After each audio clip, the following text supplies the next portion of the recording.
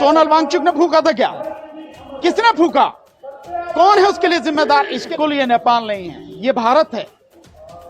और तुम्हारी गुंडागर्दी जब तक चल रही है ना, लोग जब तक बर्दाश्त कर रहे हैं, बस से खबर आ रही है सोनम वांगचुक को भी गिरफ्तार कर लिया गया है। ये मैं समझता हूं कि केंद्र सरकार की सबसे बड़ी कायरता, और इसे नपुंसकता मैं कहूंगा कि एक ऐसे व्यक्ति को जो देश में संवैधानिक जो उसके अधिकार हैं उनके लिए लड़ रहा है, लद्दाख की भलाई के लिए लड़ रहा है, वहां के लोगों के हित के लिए लड़ रहा है, और शांतिपूर्वक तरीके से, संवैधानिक तरीके से वो व्यक्ति संघर्ष कर रहा है, आप उसे उठाकर जेल में डाल दे रहे हैं, उसके खिलाफ कानूनी कार्रवाई कर रहे हैं। मैं मानता हूं सरकार की बहुत बड़ी न केवल नाकामी बल्कि कायरता और नपुंसकता है। एनएस से लगा दिया सर। वो चाहे जो लगा दे यार, उसमें क्या है, एनएस से लगाओ कुछ लगाओ, वो तो किसी पे लगा सके, मेरे पे भी लगा सके। इन्होंने भड़काऊ भाषण दिया, हिंसा उसने नहीं करवाई, किसी ने हिंसा नहीं करवाई। उन्होंने तो बल्कि लोगों से कहा कि इस तरह का कोई भी काम करने की जरूरत नहीं है, हिंसा करवानी होती तो बहुत पहले करवा देते। वो तो हमेशा से जो है शांतिपूर्वक तरीके से सोनल वांगचुक काम कर रहे हैं, हमेशा से। बीजेपी उन्होंने कभी नहीं किया। बीजेपी का दफ्तर भी फूक तो दिया। सोनल वांगचुक ने फूका था क्या? किसने फूका? कौन है उसके लिए जिम्मेदार? इसके लिए एफआईआर करो, उसकी इन्वेस्टिगेशन करो। कहा जा रहा उन्हीं का मंच है, वहां से बताओ भाषण मंच से क्या है? मंच से क्या होता है? मैं अगर आप व्यक्ति को संघर्ष कर रहा है, उसका मंच लगा है, तो आप ये कहोगे पूरे देश में जो घटनाएं हो रही है उसी के आधार पर हो रही है। ऐसा नहीं होता। तो गलत फंसाया गया। निश्चित रूप से उसे गलत फंसाया गया है, और क्योंकि उसके आंदोलन की वजह से पूरे देश में अब ये सरकार के खिलाफ माहौल बनना है कि आप लोगों के संवैधानिक अधिकारों को हनन कर रहे हैं, इसलिए सोनल वांगचुक को गिरफ्तार किया गया। कहा जा रहा है कि ये बीजेपी कह रही है कि ये नेपाल नहीं है। कौन सा? तो ये नेपाल नहीं है कि जो भी मर्जी कर लोगे यहाँ पे। हाँ बिल्कुल, ये नेपाल नहीं है, ये भारत है। और तुम्हारी गुंडागर्दी जब तक चल रही है ना, लोग जब तक बर्दाश्त कर रहे हैं, बस तभी तक है। जिस दिन लोगों ने ठान लिया और सड़क पे निकल आए, तो तुम्हारी गुंडागर्दी भी उखाड़ के फेंक देंगे लोग। भारत है ये, ध्यान रखना चाहिए। कह रहे विपक्ष भड़का रहा है युवाओं को। विपक्ष काय को भड़का रहा? तुम्हारे कुकर्म है जिसको, जो विपक्ष को जो है ये सब सोचने पर, कहने पर, और युवाओं को, लोगों को सोचने पर मजबूर कर रहे हैं। और अभी तो सिर्फ सोच ही रहे हैं, उन्होंने कोई कदम ऐसा उठाया नहीं है। न युवाओं ने उठाया, न विपक्ष ने उठाया, न देश की जनता ने उठाया। पर राहुल गांधी, पर मोदी सरकार के कुकर्म हैं, उनके गलत फैसले, गलत कार्य हैं, चाहे वो किसानों के लिए हो, चाहे मजदूरों के लिए हो, चाहे किसी के लिए हो। ये सारी चीज सरकार द्वारा पैदा की। राहुल गांधी जी ने तो कहा ना कि संविधान बचाना, लोकतंत्र बचाना, हम आप जैनजियों को जिम्मेदारी देते हैं, जो भारत के जैन जी हैं। देखिए, इन्होंने तो नहीं कहा, मैं तुमने कहाँ सुना जैनजियों को जिम्मेदारी देते हैं? नहीं, तुमने कहाँ सुना? मैं तो नहीं सुना। बोला है उन्होंने। दिखाओ कहीं स्टेटमेंट कि जैनजियों को आना पड़ेगा। एक अलग बात है, जैनजियों को जिम्मेदारी दी है, ये बिल्कुल आप इस स्टेटमेंट को बीजेपी की तरह तोड़ मरोड़ रहे हो। ऐसा क्यों कर रहे हो? जैनजियों को ये कहना बिल्कुल तोड़ना मरोड़ना, एक तरीके से तो उकसाने वाली बात नहीं। उकसाना नहीं है। अगर किसी को ये कहना है कि अपने हक के लिए लड़ो, तो उकसाना कहाँ है?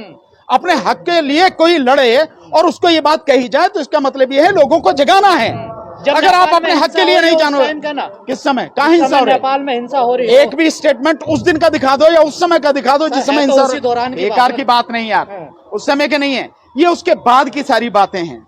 और उससे पहले भी देश में आंदोलन लगातार चल रहा है, और लोगों को अपने अधिकारों के लिए जगाना, जागरूक करना, ये उकसाना नहीं है, बल्कि उनको उनके संवैधानिक कर्तव्यों की याद दिलाना है।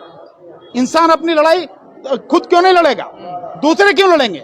इसलिए उनको जगाया जाता है, उनको समझाया जाता है, उनको सारी चीजें दिखाई जाती हैं। लोगों को मालूम नहीं है तो उनको बताया जाता है कि देखिए सरकार कैसे गड़बड़ी कर रही है। और राहुल गांधी ने जिस तरह से पूरे सबूतों के साथ इस मोदी सरकार को, इस इलेक्शन कमीशन को पूरी तरह से नंगा कर दिया, दिखा दिया कि कितनी गंद भरी पड़ी है और किस तरह से इलेक्शन को लूट के बेईमानी से जो सरकार बना के बैठे हैं। सर, बिहार, उत्तराखंड, लेह लद्दाख, कर्नाटक, सब जगह युवा प्रोटेस्ट कर रहे हैं। अच्छी बात है, बाकी में क्यों नहीं कर रहे?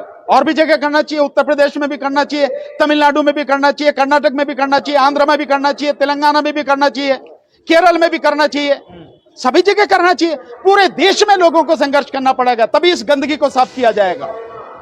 नहीं तो ये जो बीजेपी नाम की गंदगी है, आरएसएस नाम की गंदगी है, और ये इनका जो मुखिया बैठा है मोदी, इसको तब तक सत्ता से हटाया नहीं जा सकता जब तक सब लोग नहीं मिलकर लड़ेंगे। पर आंदोलन, पूरे देश में मिलकर लोग लड़ेंगे। आंदोलन हिंसा में परिवर्तित हो जाता है ना सर। देखिए भैया, ये तो आंदोलन हिंसा में सरकार परिवर्तित करती है।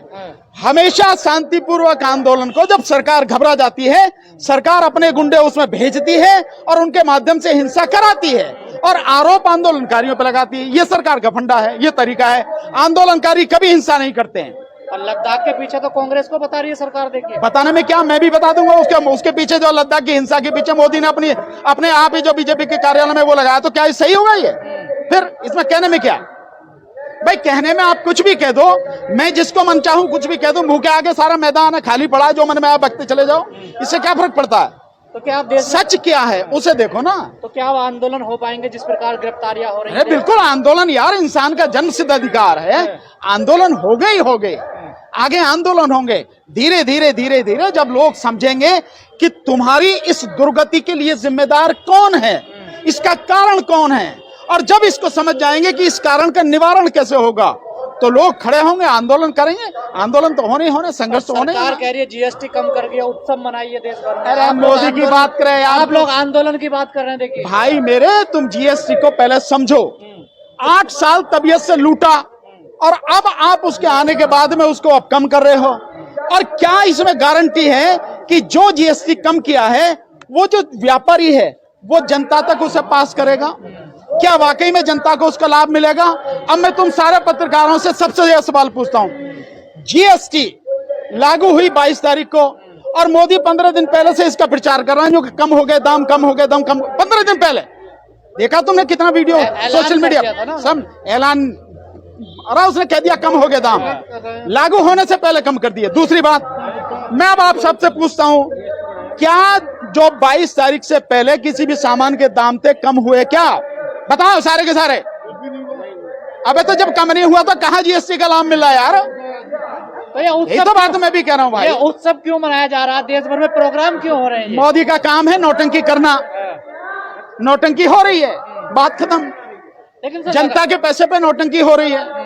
लगातार कहा जाता है आप लोग वोट चोरी के लिए, ईवीएम के लिए लड़ते रहे, लेकिन उस मुद्दे को कांग्रेस ने कैप्चर कर लिया है। सब ये आरोप यार किसी ने कैप्चर कर लिया। अगर तुम कह रहे हो, मैं तुम्हारी भाषा को मान लेता हूं। अभी ईवीएम का मुद्दा कांग्रेस ने नहीं हटाया, नहीं उठाया। तो कांग्रेस मतलब ईवीएम का मुद्दा अभी हमारे पास ही है, हम ही उसके पहरेदार ही है, समझो, है नहीं है? हम ही उसके लड़ाकू हैं। लेकिन मैं ये मानना हूं कि इस मुद्दे को भी कोई भी उठा ले, उठाए तो सही, लड़े तो सही, संघर्ष तो करे, इसका लाभ तो सभी को होना। मैं उठाऊंगा तो आप उठाओगे, तो राहुल जी उठाएंगे, तो विपक्ष उठाएगा। तो असली बात यह है कि मुद्दे उठाए जाएं, लोगों की भागीदारी उसमें हो, संघर्ष हो और ये गंदगी साफ हो, यही मकसद ये है। जो राहुल गांधी वोट चोरी का मुद्दा जो उठा रहे हैं, क्या इससे कुछ होगा चुनाव में? वोट चोरी का मुद्दा ही नहीं उठा रहे राहुल गांधी, पूरा सबूत दिखा रहे हैं। आरोप नहीं है, सबूत हैं कि इस तरह से वोट चोरी हो रही है। और निश्चित रूप से लोग समझेंगे। और जैसे बिहार में वोट यात्रा निकाली गई, वोट अधिकार यात्रा, मैं समझता हूं पूरे देश में आंदोलन इस तरह से होगा, जनता जागेगी। इलेक्शन कमीशन तो मानने को तैयार नहीं है। मानने से क्या, चोर कभी मानता है कि मैंने चोरी की है? भाई मुझे बताइए यार, मैं तो अदालत में कहता हूं और अदालत कहती है कि सच, ईमान धर्म से सच कहो कि मैं जो कुछ कहूंगा सच कहूंगा, सच के सिवा कुछ नहीं कहूंगा। सबके जमा झूठ बोले यार। तो भाई चोर कभी मानता है कि मैंने चोरी की है? नहीं मानता। तो इलेक्शन कमीशन कैसे मांग रहा? वो तो बहुत बड़ा चोर है। वो आर्कियोलॉजिकल सर्वे ऑफ इंडिया उसके अंतर्गत है और जो भी कुछ उसमें करेगा वो archaeological survey of India ASI वही करेगा, किसी और को कोई उसमें अधिकार नहीं है। पर हिंदू ये कह रहे हैं कि मजाक उड़ाया सीजाई साहब ने मूर्ति का। नहीं, वो तो जो भी चाहे कह दें भाई। उनका तो ये हाल है जो कह रहे हैं कि ना कुछ हो तो भी जो है झूठी FIR करके और जो अरेस्ट करवा के जेल भिजवा देते हैं, और बहुत कुछ हो तो उसमें भी कुछ नहीं होने देते।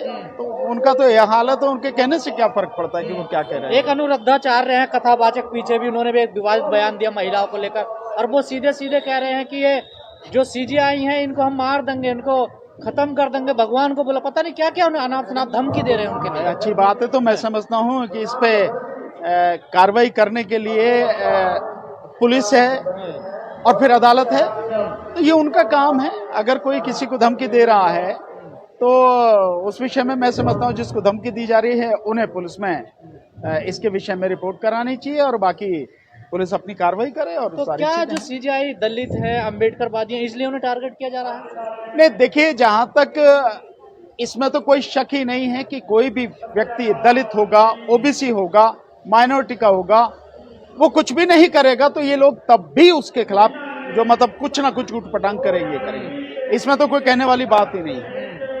लेकिन इनका यह है कि इनकी विचारधारा और इनके जो उद्देश्य और लक्ष्य हैं उसके रास्ते में अगर कोई भी आएगा तो वो इनका अपना ही क्यों ना हो बंदा, ये उसके खिलाफ भी इस तरह की चीजें करते हैं। तो क्या सीजीआई इनके रास्ते में आ रहे हैं? नहीं, सीजीआई किसी के रास्ते में नहीं आ रहे। सीजीआई साहब ने जो जहां तक उसके विषय में खजुराहो वाले के उस विषय में है, उसमें उन्होंने बिल्कुल सही निर्णय दिया है कि भाई इसका कोई लेना देना नहीं है, कोर्ट से कोई लेना देना नहीं है और इस विषय में जो है सारी कार्रवाई वो करे, ऐसा ही करे। तो सीजीआई साहब ने बिल्कुल सही कहा है, इसका कोई मतलब जो है वो अधर्मी बता रहे हैं। अरे इन कीड़े मकोड़े की बात कर रहे हो तुम, कथावाचक और ये वो जो है, ये कुछ है, ये गंदगी फैलाने के अलावा इस देश में कुछ कर रहे हैं क्या? बस तो ये वो अपना काम कर रहे हैं, वो एक विचारधारा विशेष के तहत वो लोग काम कर रहे हैं और कुछ नहीं है। लेकिन इन पर कार्रवाई नहीं हो रही है। कौन करेगा कार्रवाई? जो सरकार कार्रवाई कर सकती है वही सरकार उनको पाल रही है, वही सरकार उनको पैदा कर रही है, वही सरकार उनको बचा रही है। तो जो सरकार इस तरह के लोगों को पैदा कर रही है, पाल रही है, बचा रही है, वो उनके खिलाफ कार्रवाई करेगी क्या? ये आप लोगों की या लोगों की जनता की जो है बड़ी गलतफहमी है। कोई कार्रवाई सरकार नहीं करेगी, सबकी आंखों के सामने सबको मालूम है गलत हो रहा है। भाई अगर सीजीआई तक को धमकी दी जा रही है तो मैं समझता हूं इसमें ज्यादा कुछ कहने वाली बात नहीं। सरकार को तुरंत कार्रवाई करनी चाहिए, ऐसे लोगों के खिलाफ एफआईआर करके अरेस्ट करके जेल में डालना चाहिए। अगर सीजीआई को धमकी दे सकते हैं तो आम आदमी की क्या बात है? किसी की भी क्या जिंदगी का कोई महत्व है? तो फिर सरकार किस लिए है? चाहे राज्य सरकार हो, केंद्र सरकार हो, किस लिए काम कर रही है? सर छठी पास अनुराधाचार्य कह रहे हैं इन्हें कुर्सी पे किसने बैठा दिया सीजीआई को? अबे वो काबिल थे इसलिए बैठ गए, इसलिए बैठ गए। बैठाने वाला कौन है? काबिलियत है उसलिए बैठे हैं वो वहां पे सीट पे, इसलिए चीफ जस्टिस ऑफ इंडिया बने वो।